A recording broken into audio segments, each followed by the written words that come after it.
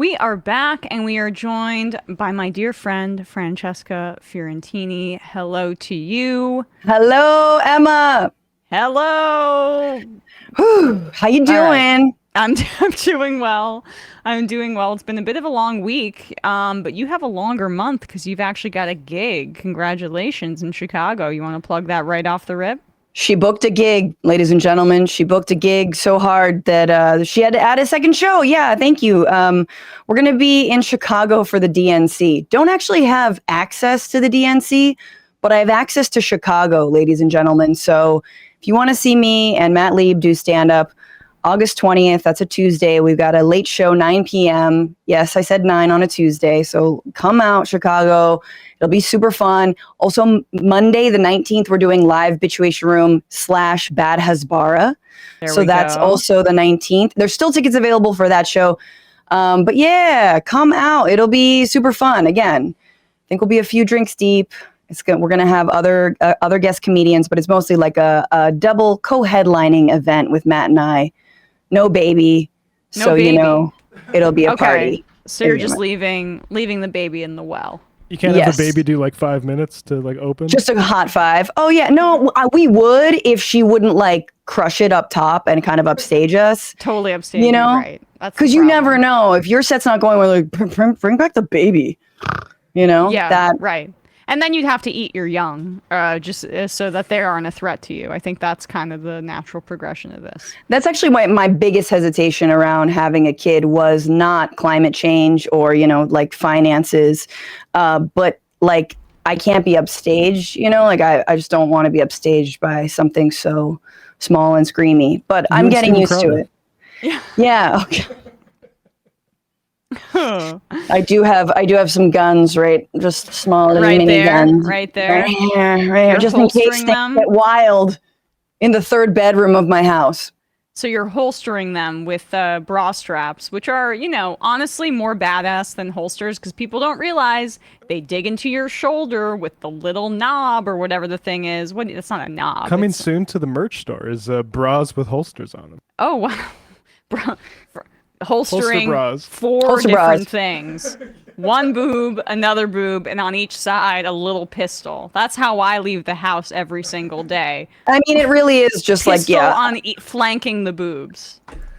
We are very close to a MAGA candidate coming out with a straight Austin Powers like gun bra, like that right? Like yes. You know what? Very close. I was thinking about Austin Powers the other day, oddly, because I feel like Heather Graham doesn't get enough cultural cachet. Like Heather Graham should have what Jennifer, like a period where Jennifer Coolidge is having right now, where everyone realizes like, oh, this person was really funny and a part of our you don't agree with this? I mean, Jennifer Coolidge is on a level that like, I know she's an actual like comedian. I get it, but Heather Graham was a part of so many funny comedies, and I feel like she never gets the credit. Austin Powers was definitely not one of those. I will say Bowfinger was. Look, you're a real comedian, but I mean, that'll be for everyone in Chicago to decide. No, and I think that's a mark like in my favor. Probably. I mean, I did when I was like 12, 11. I guess. Yeah, that's the whole thing. Yeah. I mean, here's the thing. I also the shadows like in the tent when he's picking stuff out of his butt. That's hilarious. Yes. It's a great okay, comedy but writing. you guys are too young. Maybe you're too young, but Ace Ventura still slaps. Fight I me. agree. You know what I'm saying? Ace Ventura still slaps. Right. Dumb and Dumber still slaps. Transphobia. Oh, of course. Yes. The reveal, which is the kid, you're like, why? Yeah, I don't know what was happening. I know. I hated the climax of Ace Ventura. I'm like, Wikipedia didn't exist, but I'm like looking for Wikipedia to understand what happened at the end. Yeah, right. Yeah. But also, it's very funny because like right wingers just like as comedic, I don't know, connoisseurs, if you can even call them that. That's like their level. It's like, why can't there be more like nuts in underwear? Like that. That's what they think is funny. Like they've never gone beyond being like an 11-year-old. Right. Anyway. Yeah, I mean, and some of us can go back to that place with Austin Powers, but some of us are stuck as an 11-year-old, right? In Yeah, it's that true. comedic ecosystem. Speaking of people's genitalia, I wanted to get your opinions, or at least on reproductive rights, on JD Vance here. The Kamala Harris campaign has been pretty phenomenal in just rolling out the creepiest JD Vance clips every 12 hours. Not hard to find. I love it. No, Yeah. it's readily available. Stuff that should have been in the Trump campaign's like research process. Yeah, he had Don Jr. on top of that. And Don course. Jr. I wouldn't be shocked if he missed some details, honestly, at this point, and where his brain is at on a regular But was basis. Don on the job? Was he supposed to vet? He was He's like, supposedly. I got this. I'm gonna be up all night. No, trust me. I know every totally single vetted. podcast. I put in the hours. Legit. Like Elon Musk, I work 23 hours a day. Okay, so you're on stimulants for like 20 hours of the day. Yep. Thank you for clearing that up. But anyway, so some of what they uncovered was like this JD Vance older interview. This was from Spectrum 1 in Ohio. This was when he was running for Senate, September 2021. And he's asked about rape and incest exemptions for abortion, which we know are non-actionable because the time that it would take to prove such claims would mean that in terms of the exception, the abortion could not happen. Because, or who you would have to prove it against, i.e., maybe a family member. Right. You being a minor. This is fine. Hopefully you can drive. Get yourself a lawyer. 14-year-old. Right. And that means that, don't worry, Republicans aren't barbaric, saying 12-year-olds shell out like $10,000 to prove that you were raped by your uncle. I mean, this is the humane position, obviously. Mm-hmm. Anyway, here's JD Vance and his thoughts on such things. Fundamental problem with abortion law in this country, which is that it's unsustainable and it's unstable. I asked Vance if he thought anti-abortion laws should include exceptions for rape or incest. Look, I think two wrongs don't make a right. At the end of the day, we're talking about an unborn baby. What kind of society do we want to have? A society that looks at unborn babies as inconveniences to be discarded?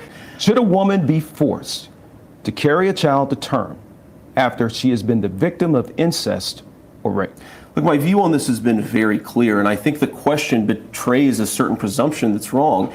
It's not whether a woman should be forced to bring a child to term, it's whether a child should be allowed to live, even though the circumstances of that child's birth are somehow inconvenient or a problem to the society. The question really to me is about the baby. We want women to have opportunities, we want women to have choices, but above all, we want women and young boys in the womb to have the right to life. Right now, our society doesn't afford that. I think it's a tragedy, and I think we can do better. In a follow-up question All right, to Vance. So young boys, that was a really telling moment at the end of that quote there. Not young girls. I mean, come on. For all of the fear-mongering that we hear about China and their one-child policy, which natalists like him and Elon Musk often fall into, like, they actually subscribe to that level of control of families and of human bodies, right? The boogeyman that they describe is actually who they are. He doesn't see women, or even as girls, as somebody who need to be at the forefront of his political thought about who to protect. Women are purely, and people who can get pregnant, vessels for young boys, and we have to protect that machine at all costs, not the humanity and wishes of said human being birthing. Yeah, if it's a girl, it's just like a Russian nesting doll of another uterus I want to control. And it's like, and then that girl's got all her eggs, and then those eggies. Anyway, it doesn't matter. Like, that's all they see them as. But it's true. Like, it's like, oh, well, if it's a boy, it's gotta live. Look, I've been pregnant, man. That zygote, they don't know the difference. They're not alive yet. It doesn't matter. And yeah, this is the whole two wrongs don't make a right is like the grossest, weaponization of that slogan or that phrase. Like, you're just allowing for rape, child rape, and incest. You're allowing wrongs to make more wrongs, to make more wrongs, to make more wrongs. That's all this is. I mean, I love the weird angle that the Democrats are now going with, but you got to just make it creepy. It is creepy. Weird is way too softball on all this. And there's also the enormous wrong that he is ignoring that he says should be there to make a right, which is allowing for this person who's been victimized by sexual assault to have to live through a trauma, not just for 9 months while they're carrying and that child is just gestating and it's against their will. But all of the reproductions after, not reproductions, Jesus, what do you call it? Repercussions, yeah. Repercussions, right after, where that young child, or I don't know, it can be any woman, right, has to live with their rapist's baby and a constant reminder of this incredible trauma that they've gone through for the rest of their lives. Like, that part isn't even a consideration, the emotional toll on the women. And he doesn't talk about how women will be affected. He talks about how society will be affected. And it's so nebulous what he even describes about what the effect would be. Yeah, we're deprived of another worker bee who can die on a shop floor for Amazon. Like, that's really what it is. As if you're at all taking care of these children once they are born. You don't care. They just voted against the expansion or the continuation of a child tax credit. Republicans just tank that. So what are we really talking about? I think they should meet with like the fifth graders who are now parents. I believe one fifth grader, I can't remember which state it was again a victim of rape and had a baby, named the baby Peanut, that much I remember, and is starting fifth grade. Meet with them. Meet with that girl. Talk to her. If you think every life is precious, go talk to her and her baby Peanut. See how they're doing. Right. And the reality is that I do believe that there's a certain right-winger and venture capitalists like JD Vance are probably in this bucket of people that like there to be some sort of disciplining force in the form of a child that you have to take care of as it relates to the labor force, right? The more people have fewer freedoms to decide how and when they create their families, the less leverage that like capitalist bosses have over them, because they have more freedom for themselves to do and choose how they create their families and on what timeline works for them. Like, I genuinely think there are Republicans out there that enjoy the control that their vision of a kind of nuclear family imposes on people, not just in terms of the religious nature of it, but in the way that they want to structure society, which is like, you've got to take care of this little person, so you better get to work and shut up if you're being sexually harassed or your wages are being stolen from you. This is what you have to do because the state has mandated it. I mean, it is a sad reality, but one of the leading causes of poverty among women is motherhood. Yeah. It is. Just statistically, it is. And I can tell you, as someone who's bought way too much baby gear, things are tough. Times is rough. Come see me in Chicago, right? Buy my merch. Exactly. But no, for real, and so you're absolutely right. And I do think that one of the things, we saw, I think some job growth is slowing, reports out today. And one of the biggest sections of American society that's left the workforce completely are women. Thanks to the pandemic and the fallout from the pandemic, women have absolutely left the workforce in droves. And in part, that is due to a lack of comprehensive childcare, affordable childcare, and also the fact that wages have also been fairly stagnant. So it's not addressed. I do hope that Vice President Harris actually also has. It seems like she's going to consider more of the care economy as part of her plans and sort of lifting up that. Yes. Yeah, that part of the Build Back Better plan, which is great. I want to see some of those action items on the table. I want to see some platform at this point. I'm sure it's going to get unveiled at the DNC, but I'm starting to get a little bit restless. It seems like the fact that she has close ties with the SEIU and that she ran on universal childcare and she was apparently a big promoter behind the scenes of the child tax credit. These are all good signs, but I would like pen to paper please, to make sure that these signs are not just things that are being put out to the press to drum up kind of like a progressive enthusiasm for her candidacy, which is very much there. And I do think, like, just based on her record, it's hard to be more conservative than Joe Biden on almost anything. I mean, as a Democrat, like, he was considered conservative and racist in the time when Obama selected him, when we know that Obama embraced like austerity policies and did not have the best domestic economic agenda. He was right-wing even then, and that's part of why he was selected. But he still did some things as president as it relates to antitrust and labor, where if she carries that over and builds on it, we're in a much better situation, but she has to just commit to doing that. Yeah, and one of the areas I'd like to see her build also is criminal justice reform. And I know that people are probably rolling their eyes. I mean, this is a, former prosecutor, former AG of California, doesn't have the greatest track record, but I actually think some of the things she did in California, like creating a database of when people are shot by cops that we still don't have on a federal level, her signifying, this week she calls the family members of Sonia Massey and says we need to implement the George Floyd Justice and Policing Act, which again is a very far cry from what I would like, but it at least establishes that database. Like that, these are steps that Joe Biden has not taken in 4 years. So I think maybe her history as a prosecutor, absolute ding, but also familiarity with how things do not work in our justice system could be a benefit to her. So I want to see that.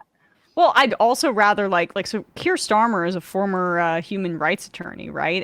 And in he's a corporate centrist that has hollowed out the left from Labour in the UK. But even they are signaling like we may stop arms to Israel. I do have to say it looks like there might be slow walking that. So, but don't get too excited. You're scaring. I'm not getting too, but respecting the ICC, for example, like I think that it's a start. Yeah, Harris maybe as a prosecutor, someone who's actually a lawyer. I mean, Biden may have a law degree. I don't know. He's been in politics for 4 million years, but. I do feel like that could be it's on papyrus. A better approach. Chipped in wood. Go ahead. No, I just am wondering if he does have a law degree, like it's written on papyrus, because he's old. That was the joke. That was the joke. Okay. Sorry. I think about it in the font form. I don't know if I even know. Is papyrus a wood? Is that a real thing? It's an early form of paper from Egypt. Yeah. Yeah. The media scholars know that, but okay. I wonder on this point though. Bronco March had a good piece in Jacobin. Which Kamala Harris are we getting? And I think overall it's more of a condemnation than an exculpation. But I think he does a good job of saying the good things she did. And he writes, the first test of Harris's principles came in 2004 as she was elected as San Francisco's DA, while promising never to impose capital punishment. Less than 6 months into her tenure, Harris defied a united chorus of voices from the city's police chief and police rank and file to Democratic Senator Dianne Feinstein, that lovely person, calling for the death penalty for a 21-year-old who killed an undercover police officer. So, like, yes. She's done plenty, and that article gets into it, to upset people on the criminal justice reform tip. But also, she is not a Republican. Yes, there's that. And I do think that the party's in a bit of a better place than I think she was probably caught off guard in 2020 when the George Floyd effect. I don't know if you guys have heard of it, but when those protests happened and her now general election pitch of being a prosecutor that goes after Donald Trump, she couldn't have picked a worse time to run for president during the 2020 primary. Absolutely. By using that particular tactic. It plays so much better in a general election than it would have or should have in a Democratic primary. So it was both not right for the primary and also not right for that particular primary.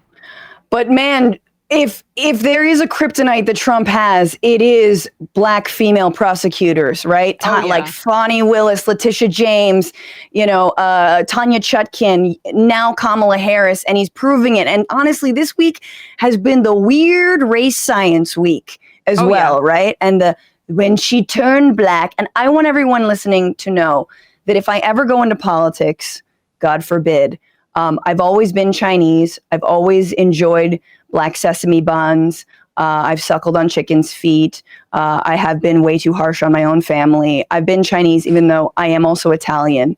And I've got a horribly Italian. I know. One. Every day I wake up and I'm like, maybe today I'll just be Greek. I'm not sure.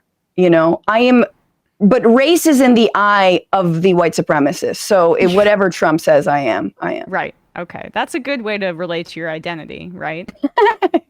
I do like the idea of the fact that this person who has a Jamaican father, who went to a HBCU, which there are non-white people that go there, non-black people that go there, yes. but still was a part of a historically black sorority, has decided, just for apparently political convenience yesterday, to identify as black. Wasn't it just like last week that they were complaining that Biden had decided to appoint a black woman as his vice president, and that was some sort of DEI hire? But now she's not even black. She's not even black, apparently. She's not black enough. Made it up.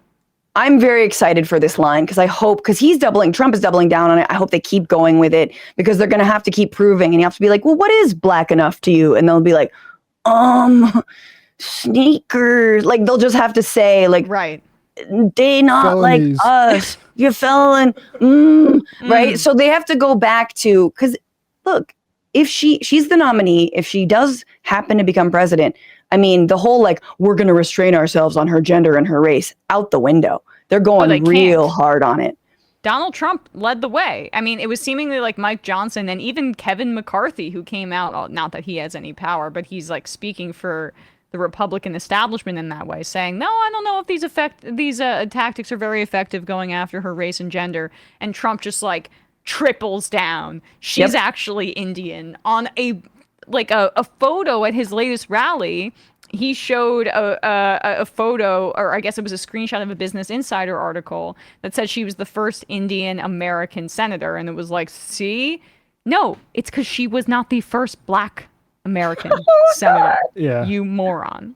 This is kind of like how they the Obama stuff, where it's like that conspiracy goes pretty deep, and you kind of got to hand it to them if they planted the birth announcement on the same day. It's like, this baby is going to be president, so let's make sure we fake a birth announcement for him in the Honolulu That's how press. Sleeper cells work. I don't know if you get that. Yeah, exactly. But this is from when Harris became Attorney General 20 years ago.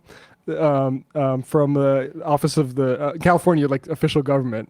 Harris is the first woman and the first African American and the first South Asian American to hold the office of the Attorney General in the history of California. Now, for some reason, they don't see the need to dwell on, is that possible? What does that mean? Pick one. Yeah. Because that's not, a real concern. Yes, because it can be all of those things.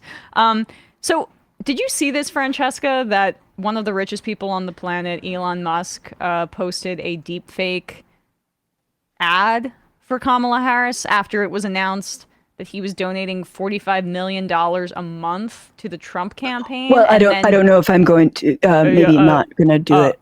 After seeing the poll numbers and also not having the money, wanting to. This is what happens when you buy. He literally saw Trump try to get assassinated and thought the thumbs up thing and the fight thing was going to win the election. Right. Yeah. I was in the K-hole when I offered $45 million a month.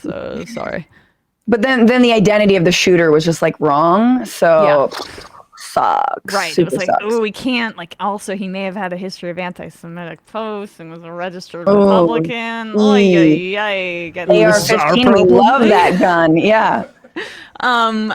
So he's backtracked off that $45 million a month pledge, which even before Biden dropped out, even before the shooting, I was like, there's probably a good chance that he rescinds on this because he's a known liar. If I'm one of his Saudi or big bank financiers, I'm kind of thinking hey, if you got all that money to slosh around, maybe you want to make some repayments. Yeah. Yeah. And then he clearly, after buying the biggest journalistic media communications platform and making it so that white supremacists could come back on the platform again, he put out an ad that is just a deep fake ad about Kamala Harris. He tweeted this out. This should be illegal, by the way. I, Kamala Harris, and your Democrat candidate for president, because Joe Biden finally exposed his senility of debate. Thanks, Joe. I was selected because I am the ultimate diversity hire. I'm both a woman and a person of color. So if you criticize anything I say, you're both sexist and racist. I may not know the first thing about running the country, but remember, that's a good thing if you're a deep state puppet. I had 4 years under the tutelage of the ultimate deep state puppet, a wonderful mentor, Joe Biden. Joe taught me rule number 1, carefully hide your total incompetence. I take insignificant things and I discuss them as if they're significant. And I believe that exploring the significance of the insignificant is in itself significant. Talking about the significance of the passage of time. Right? The significance of the passage of time. So when you think about it, there is great significance to the passage of time, and there is such great significance to the passage of time. Another trick is trying to sound black. I pretend to celebrate Kwanzaa, and in my speeches, I always do my best Barack Obama impression. So hear me when I say, I know Donald Trump's type. And okay, look, maybe my work addressing the root causes of the border crisis were catastrophic, but my knowledge of international politics is truly shocking. The United States shares a very important relationship, which is an alliance with the Republic of North Korea. It is an alliance that is strong and enduring. And just remember, when voting this November, it is... We get it. We get this garbage. My favorite part is like, if you criticize me, you're racist and sexist. Okay, so what are the actual criticisms of her? Like, they'll just call you racist and sexist. That's what it says in the ad there. Then actually level a criticism. Because all they've been able to do is she's lying about being black. She's lying about her heritage. She's a DEI candidate. These are all racially connected smears or attacks on her. Then if you're saying, like, we can't say anything at all, we're just going to get criticized for being racist or sexist, then say the thing first and then we can judge from there. But they haven't landed on anything, because even the stuff that we have issues with like the tough on crime prosecutorial stuff, they agree with.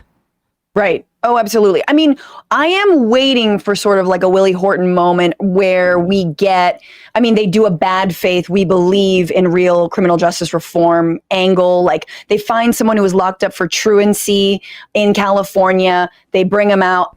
If it had been before the RNC, maybe that could have happened. They could have wheeled that person out of the RNC, but not having that platform, I think, changes it. Still, I'm waiting for like the ad where Trump speaks to someone who, you know, was affected by Kamala Harris's like objectively bad policies and uses it to hit her from almost the left. We'll see. I don't know if we're going to get that, but I think that'd be my strategy. But also they could just keep saying DEI and have everybody turn against her, because ultimately, and I think you guys have been right about this, people don't like racism. They don't like being bigoted and hateful, and it just grows them. Even if they are secretly. Even if they are, like, they don't want to be like, I'm the person voting for somebody who's clearly racist, right? Or the only reason I'm voting against her is because she's a black woman. That's a tough pill to swallow if you're a Republican. You need something else to go on. Maybe the border thing is good, but like, they don't have much to point to. The quote that we all hate, do not come, right? They would never use that because they love that. The idea that you would go to Central America and tell people not to come across the border. Well, she's also, what is going to happen, and I'm just telling people now, she's already started running to the right/center on immigration, because that's perceived as her biggest polling weakness, as you describe. But I'm telling you now, and if, you know, hopefully she learns this if she gets elected, because she's just seemingly, she kept over the Biden campaign staff. I think a lot of the strategies that Biden was using are being deployed here. But just running to the right on immigration without giving an alternative narrative is not going to go well for Democrats. It's going to hurt them. It actually just reinforces the issue and reinforces the bad framing that Republicans engage in. So, like, Julian Castro for Veep. Anyone? Yeah. No, well, it's not going to happen. It's not going to happen. They have to go with POC. the whitest person on the planet, most likely. But like, I really do feel like this kind of conventional wisdom on this front is just really bad for the Democrats long term, because the longer that they embrace this false notion. I mean, the arrests at the border were the lowest, I think, in Biden's presidency last month. Yeah, thanks to the terrible app that they rolled out. Totally. But even then, it's just like, okay, she's going to say, Trump and the Republicans killed the bipartisan border bill that was so draconian and right wing. She can use that on the campaign trail. I don't really have a problem with that, even though she is committing to trying to pass it if she gets elected. I disagree with that entirely, but I understand the practical realities here. You can talk about saying you want to get tough on the border because you want to get elected, fine. But then at the very least, have a yes and where you talk about pathways to citizenship, where you talk about improving processing, where you talk about how like there are millions of people who want to come here legally and that's actually healthy for the country. And here's the way that you can do that. But she didn't do any of that so far. So I think I'm trying to be patient because the platform will come out at the DNC, I think most likely. But I have pessimism about this particular issue, even though I have optimism about others. That she'll update herself from Biden based on the polling. I mean, yeah, the two areas we need her to break from Biden on are immigration and foreign policy. And when it comes to immigration, that foreign policy is so interlinked, you know, and you see this week, you know, like, again, the U.S. casting doubt on the Venezuelan elections. And I'm not saying everything was above board, but the main thing is you need to stop sanctioning this country. If you actually want to prevent immigration from Venezuela, which again is one of the biggest countries of migration into the US, stop the sanctions. They do not help anyone. And they only give further fodder for a Maduro administration, if you hate them, to just blame you for all their problems. So yeah, I mean, I get worried when I think about, again this week, potential descent into World War III and handing over an entire, you know, apparatus from Biden to Kamala Harris, should she beat Trump, that entrenches more war and entrenches a terrible immigration policy. So we have to keep pushing. Absolutely. But it is interesting to see the richest man on the planet putting this out there. Like, long wind up. Oh yeah. Yeah, we got into our own kind of discussion here, but holy crap, this should not be legal.